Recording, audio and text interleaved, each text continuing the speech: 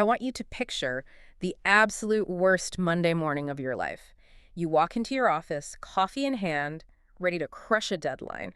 Oh, You sit down, wiggle the mouse to wake up your computer, and nothing.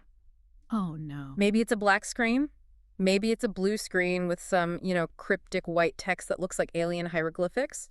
or worse. Or, in the absolute worst case scenario, the one that makes your stomach drop through the floor, it's a giant red skull and crossbones demanding 5 Bitcoin within 24 hours. That is the modern nightmare, the red screen of death. Mm-hmm.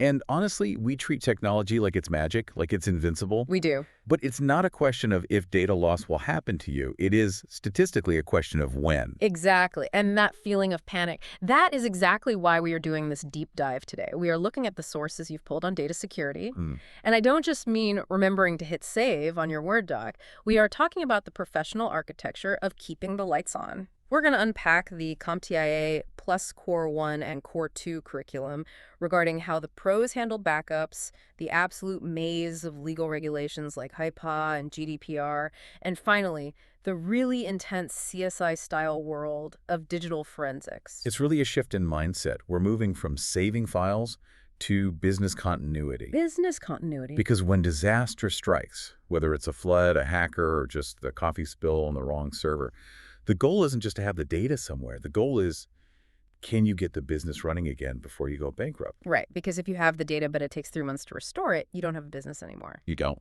So, mission accepted. Let's start with the absolute foundation. If I'm an IT professional, or even just someone who values their family photos and tax returns, what is the golden rule? The sources mention the 3-2-1 rule. Is this still the industry standard? It is the absolute baseline. If you aren't doing 3-2-1, you aren't backed up. You are just gambling with your livelihood. Okay, let's break down the math here. 3-2-1, what exactly are we counting? We are counting layers of redundancy. So the 3 stands for keeping 3 distinct copies of your data. 3 copies. That includes your primary data, the live stuff you're working on right now on your desktop, plus 2 separate independent backup copies. So just to be clear, dragging a file to a different folder on my desktop named Important Backup doesn't count as a copy? Definitely not. If your hard drive fails or the header gets corrupted, both the original and that backup die together. That brings us to the 2. You need to store those copies on 2 different media types. Why does the media type matter? A drive is a drive, right? Not necessarily. Different media have different failure points. So if you have your original on a hard drive, maybe keep the backup on a NASA network-attached storage device, They're totally different. right, or even an optical disc or tape if we're going old school enterprise. If you have everything on the same type of drive from the same manufacturer bought at the same time, they might all fail simultaneously. A bad batch. We call that batch failure. Yes. That makes sense. Diversify the risk. And the 1. The 1 is the most critical part for disaster recovery. Keep 1 copy stored off-site. This is the house fire rule. Exactly. If your office burns down, floods, or gets cleaned out by burglars, and your backup drive is sitting on the desk next to your computer, well, it's gone too. It's all gone. You need a copy in the cloud, or a physical drive locked in a vault across town. There is a trade-off here, though, isn't there? I Yeah. mean, having data in the cloud is great for safety, but it's not exactly convenient if I need to restore a massive server. That's the classic friction between speed and safety. On-site recovery is incredibly fast. Right. You plug in a drive, drag the files over, and you're back in business in minutes. We call that high availability. But, as we said, it's vulnerable to local damage. And offsite. Off-site cloud storage is bulletproof against a fire in your office, but your recovery speed is limited by your internet bandwidth. Right. Downloading 10 terabytes of data over a standard internet connection, that's not an afternoon project. No, that could take days or even a week. And in a business, being offline for a week is a resume-generating event for the IT director. I bet. That's why the 3-2-1 rule combines them. You want the local copy for the oops, I deleted a file speed, and the offsite copy for the building is gone insurance. Okay, so that's the strategy. Now let's get into the tactics, the actual execution. When we run these backups, we aren't just copying every single file every single night, right? I feel like that would grind any network to a halt. It would be incredibly inefficient. Yeah. This is where we get into the backup hierarchy. Yeah. We have to choose different types of backups to balance storage space, backup time, and restoration time. The notes outline 3 main types: full, incremental, and differential. I feel like a full backup is Well, pretty self-explanatory. It is. A full backup is exactly what it says on the tin. It copies all selected data. All of it. Every file, every folder, regardless of whether it has changed since yesterday. Okay, pros and cons. The pro is simplicity. If you need to restore, you just grab that one file and boom, you're done. The con is resource usage. It takes the longest to run and eats up the most storage. If you have 10 TB of data, you are writing 10 TB every single time. Which is why nobody does a full backup every night unless they have money to burn on storage. Precisely. So to save time during the week, we use the other methods. And this is where people usually get tripped up. The difference between incremental and differential. This has always confused me. Let's start with incremental. How does that work? An incremental backup captures only the changes made since the last backup of any kind. Okay, walk me through a week. I do a full backup on Sunday night. Right. Sunday is full. Monday night, the incremental backup only looks at what changed since Sunday. Okay. It's a tiny file. Tuesday night, the incremental looks at what changed since Monday. Wednesday looks at changes since Tuesday. So it's a daisy chain. Every day it just saves a little sliver of data. Yes. It's incredibly fast to back up. Yeah. Very little storage space. But here's the catch. It has the longest, most fragile recovery chain. Because if I crash on Thursday, I can't just load the Thursday tape. No. You need the Sunday full. Then you need Monday. Then Tuesday. Then Wednesday. Then Thursday. You have to piece them all together in perfect order. What if one is bad? If the Wednesday tape is corrupted, you can't restore Thursday. You lose everything after the break in the chain. That sounds stressful. It's efficient for the machine, but risky for the human trying to fix it. It is. So how does differential handle it? A differential backup captures changes made since the last full backup. Okay, so back to the schedule. Sunday is full. Monday captures Monday's changes. What does Tuesday capture? Tuesday captures everything that changed since Sunday. Oh, Wednesday captures everything that changed since Sunday. I see. So the backup file grows bigger every day of the week because it keeps resaving Monday and Tuesday's changes inside the Wednesday file. It does. It uses more storage than incremental, and by Friday, it might take a while to run. However, the recovery is much faster and safer. How so? If you crash on Friday, you only need two things: the Sunday full backup and the Thursday differential. You don't need the days in between. That feels like a safer bet for a lot of businesses. You trade a little storage space for a much easier recovery process. Generally, yes. But there's a fourth player in the modern game that the sources mention: the synthetic full backup. This sounded like sci-fi to me. What is synthetic about it? Is it AI? Not AI, just smart engineering. This is a favorite in enterprise systems. Think about the incremental backup we just talked about. Fast to upload, but slow to restore, right? Right. The long, fragile chain. A synthetic full gives you the best of both worlds. You upload your small incremental changes to the server. Then the server itself takes your previous full backup, stitches in the new incremental changes, and creates a brand new full backup file on the back end. So my computer doesn't have to send all the data again. Exactly. You save your bandwidth, but you still get a full single restore point on the server. It's like building it on the other side. It's like cooking a meal. You bring the ingredients, the incrementals, and the server cooks the dish, the full backup.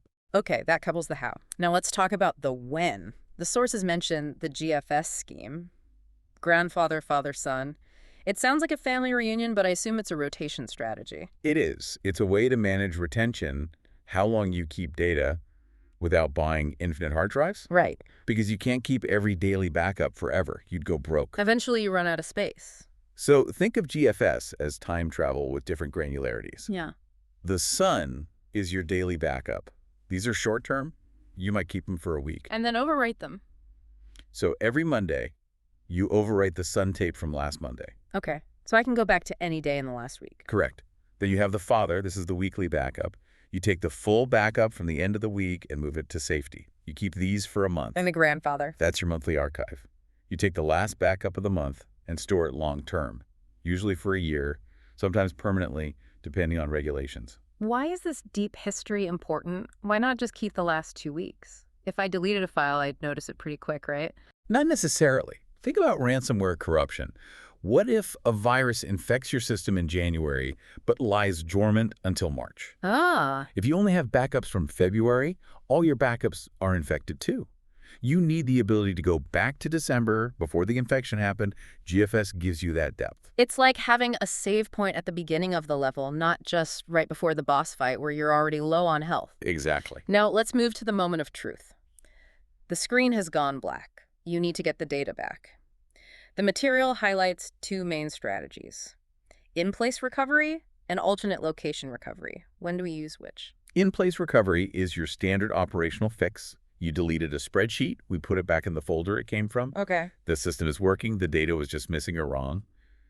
Simple. And alternate location. Alternate location recovery is for when the house is burned down, Sure. the server hardware is melted, or the building is physically inaccessible. You can't restore to the original location because it doesn't exist. So you restore it somewhere new? Right, to a new server, a cloud instance, or a temporary hardware setup. It's about keeping the pulse of the business going while you fix the main body. That's a great way to put it. And for the listeners who are just managing their own personal PCs, the sources give a nod to the built-in Windows tools, file history, and... File history is great for users. It lets you scroll back through time to find an older version of a document. But for full system protection, you still want those system images. All right, we've covered the technical architecture, but there is a whole other layer to this, and honestly, it's the scarier one because it involves government lawyers. It can be, yeah. We're shifting from how to protect data to why, specifically regarding the law. This is where IT meets the legal department. You have to understand that not all data is created equal. Some data is regulated. If you lose your grocery list, nobody cares. If you lose a customer's credit card number, the FBI might care. Let's run through the alphabet soup mentioned in the material. First up, PII, personally identifiable information. PII is the big bucket. It's anything that can identify a specific person. Social security numbers, email addresses, biometric data. And that's governed by? In the U.S., this is often governed by regulations like GLBA for financial institutions. But the big heavy hitter globally is GDPR in the European Union and now CPRA in California. The California Privacy Rights Act. The source mentions fines here, and they aren't small. They are significant. For CPRA, fines can be up to $2,500 for an unintentional violation. Per violation. Per violation. But if they can prove it was intentional or involved a minor, it jumps to $7,500 per violation. So if I have a database of 10,000 customers and it gets breached? Do the math. It's $75 million. In bankruptcy, it's game over. Yikes. Okay, next one. PHI. This is the healthcare stuff. Protected health information. This falls into IPI in the United States. Medical records, patient histories. The stakes here are incredibly high because this data is so personal. Of course. If you leak that someone has a specific disease, you've done irreparable harm to their life. And the fines reflect that. Absolutely. Fines can reach $2.1 million per year for negligence. And unlike some other civil regulations, HayPay carries criminal penalties. Criminal. You can actually go to jail for gross negligence in handling medical data. That's a sobering thought for any IT admin at a hospital. And the third big category is money, PCI DSS. The Payment Card Industry Data Security Standard. This governs credit card numbers, CVV codes, transaction records. Basically, if you accept Visa or MasterCard, you have to follow their rules. And if you don't? They hit you where it hurts. Monthly penalties ranging from $5,000 to $100,000 until you fix the security hole. Wow. But the real threat isn't the fine, it's the death penalty. They can strip your ability to process cards entirely. Which effectively kills 99% of modern businesses instantly. Exactly. So protecting this data isn't just about being a good tech citizen, it's about survival. Now, there is a flip side to this. We talked about data you must protect. What about data you must not have? The prohibited content. Right. Every organization has an acceptable use policy, or AUP. There is content that should never touch a work machine. Right. Illegal content, obviously, Yeah. but also pirated software. This brings us to licensing. I think a lot of people overlook this. They think, I bought the computer, I own the software. And that is a dangerous assumption. The sources distinguish between commercial, open source, and OEM licenses. The OEM Original Equipment Manufacturer license is the tricky one. That's the copy of Windows that comes pre-installed on your Dell or HP, right? Correct. People trying to take that license key and use it on a new computer they built. Mm-hmm. But an OEM license is legally tied to the motherboard of the original machine. Really? It lives and dies with that hardware. If you move it, you are technically pirating software. Fascinating. It's like the soul of the machine. It can't leave the body. That's one way to put it. Okay, moving to the final segment of our deep dive. We've backed up the data, we've secured it legally. Now, let's say something bad happens. A crime, a breach, or maybe just an internal HR investigation. We enter the world of digital forensics. This is the CSI portion of the job. But unlike TV, it's not about enhancing blurry images. It's about paperwork, specifically the chain of custody. I hear this term on cop shows all the time. You broke the chain of custody. What does it actually mean for digital data? It is the documentation trail. It records exactly who collected the evidence, who accessed it, who transferred it, and where it was stored at every single second. Why is that so critical? I mean, if the data is on the drive, it's on the drive. Because digital evidence is incredibly easy to alter without leaving a trace. Right. If you pull a hard drive from a suspect's computer, put it in your bag, take it home, and then bring it to the lab the next day, a defense lawyer will have a field day. How so? They will argue that you could have planted files on it overnight, and without the log, you can't prove you didn't. So the evidence gets thrown out. Exactly. Without a signed, timestamped log of exactly whose hands that drive was in, the evidence is legally useless. So it requires signatures, timestamps, and I see hashes mentioned here too. Yes, a hash is like a digital fingerprint. You take a mathematical snapshot of the drive when you seize it. Later, when you present it in court, you take another snapshot. And they have to match. If the hash matches, the data hasn't changed. Yeah. If even one bit is different, if someone opened a file and hit save, the hash changes completely, and you know the integrity is compromised. So you have to be essentially a digital surgeon, do no harm to the evidence. Precisely. Now, for the final act, the end of the life cycle. You have an old hard drive. It's full of PII, PHI, and tax returns. You can't just throw it in the dumpster. How do we destroy data so it is gone forever? This is tougher than people think. Hitting delete just hides the file. It doesn't remove the data. So what do we do? Even formatting a drive often leaves data recoverable with simple tools you can download for free, so we need to get physical. The notes mentioned degaussing. Degaussing is using a machine with incredibly strong magnets to scramble the magnetic domains on a drive. It renders the data unreadable, but, and this is a massive but that people miss, this only works on mechanical hard disk drives, HDDs. Why not solid-state drives, SSDs? Think about how an SSD works. It stores data on flash memory chips using electrical charges, not magnetic fields. A magnet, no matter how strong, will do absolutely nothing to the data on your SSD or USB stick. No way. You could degauss an SSD, and I could plug it in 10 seconds later and read your files perfectly. That is a critical distinction that I bet a lot of companies miss. So if I have a stack of old SSDs, what do I do? Physical destruction is the only 100% guarantee. Shredding. Literally putting the drive through a metal shredder that turns it into confetti. Or drilling. Or drilling holes through the specific memory chips, yes. And just like with the chain of custody, you need proof, right? You can't just say, trust me, I smashed it. Correct. If you hire a company to shred your drives, you need a certificate of destruction. It's a legal document proving that the drives were destroyed on a specific date and time. Your liability shield. Exactly. If a drive turns up in a landfill later and leaks patient data, that certificate is your proof that you did your due diligence. So we traveled quite a path today. From the 3-2-1 rule, making sure we have 3 copies, 2 media types, 1 off-site. We navigated the backup hierarchy full, incremental differential, and the smart synthetic full. We looked at the GFS rotation scheme to organize it all. And we learned that data isn't just binary code, it's legal liability. Whether it's IPA for health, GDPR for privacy, or PCI DSS for payments, the fines for negligence are career-ending. And finally, we learned that when you're done with data, you really have to be done with it. Shredding, drilling, and documenting the destruction. It really highlights that data security isn't just for the IT department in the basement. No, it's not. It's a mix of habit, legal compliance, and physical security. Absolutely. It's about stewardship. If you are holding data, you are holding someone's identity, their health history, or their livelihood, you have a responsibility to protect it from the moment it's created until the moment it's physically shredded. That's a powerful way to look at it. And for everyone listening, here is a final provocative thought to chew on as you go about your day. We talked about the chain of custody and the ability to restore. Ask yourself this. If you had to prove exactly who touched your sensitive data and when, or if you had to restore your entire digital life from a different location right now, not tomorrow, right now, could you actually do it? Or are you just hoping nothing goes wrong? Something to think about before you pour that next cup of coffee near your laptop. Thanks for diving deep with us today. Stay safe out there.